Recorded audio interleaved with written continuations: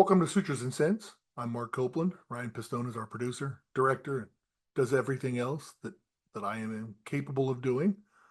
And we are where Tegaderm meets the top line and soft costs meet Surgiflow. We talk business to clinical and clinical to business in ambulatory surgery centers and hospitals and health systems all across the United States. Thank you for joining us today. So, let's talk about strategy. What does that mean? Well, if I were calling on a new health system, I would be doing a couple of different things. Let's say I sell to emergency departments. I sell, I don't know, an AED, right? Something that helps start people's hearts, kind of serious, right? And I'm going to call on a health system. Let's say your typical health system has 8 hospitals, 2 surgery centers or 3 surgery centers, somewhere in there, spread out across a certain part of your state. Well, the first thing I would be doing is, all right, which hospitals have emergency departments? Probably all 8, maybe it's 7, you never know, right? And I'd list them. And then I would say, in each one of those, who's the chair of the department or who runs the place? Who's influential in there? Who's the head of nursing in there? Write them all down. Write them all down, right? This would be part of my strategy. I'm building my roadmap.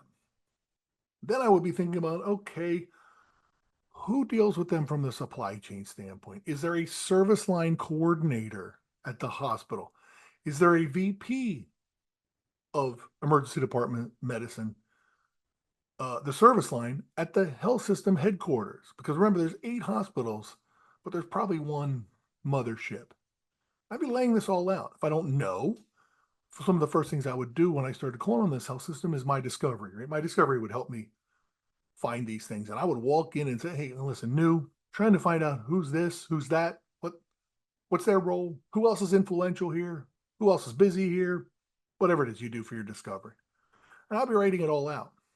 Here's the part of strategy, though, that I started to add several years ago, and I urge you to do the same, is start to say, okay, what matters in this health system relative to emergency departments and AEDs and cardiac patients, right? What matters? And I'd start to look at their website. I'd start to look at their financial reports. And I'd ask these folks that I'm in this emergency department with, like, hey, what matters? Like, what are they breathing down your neck about? What are they talking to you about at your monthly, quarterly, yearly meetings? What are they proud of? What are they trying to improve? What are their KPIs? What are their strategic goals for the emergency department? Now, there's all sorts of different things that will come out, and I would write them all down. If I wasn't sure what somebody meant, I'd ask them. I would ask them all those things. Now, you'll notice I haven't talked about my product once. Matter of fact, I would resist it. I would say, yeah, we got a product that's really great. You'll love it. Maybe helps XYZ patients. But I'm really trying to understand what matters here, what moves the needle, what's the political landscape of this place. Because ultimately, if I show you my product and you just love it, we need to get it approved anyway, right? And I don't know what competitors are on the shelf. I don't know any of this stuff. I don't know what you guys think of them. And so I don't talk about product. I want to find out, like, is my competitor here? Are they happy? Do they have an agreement that's signed for multiple years? Is it 100%? What's the health system like about them? Do they like the company? Are they happy with the service? Are they on back order? What's the price? It'd be great to know all those things. You'll never know if you don't ask. And so after I start to accumulate all of this, now I can go start to possibly present my product. But hopefully my product solves problems that this health system has described. And it could be as much as we just need something that's smaller to fit in our emergency department, to we need to improve these KPIs across the health system and standardize. But you don't know until you ask. And if you don't ask, you'll never know. And your success rate will plummet. But most places just talk to the emergency department and the clinicians in it and find out what matters to them and then say, okay, you get it approved. It doesn't work anymore, or rarely at least. But if you have an understanding of it, you'll find out who gets it approved, what their process is, just by asking these questions.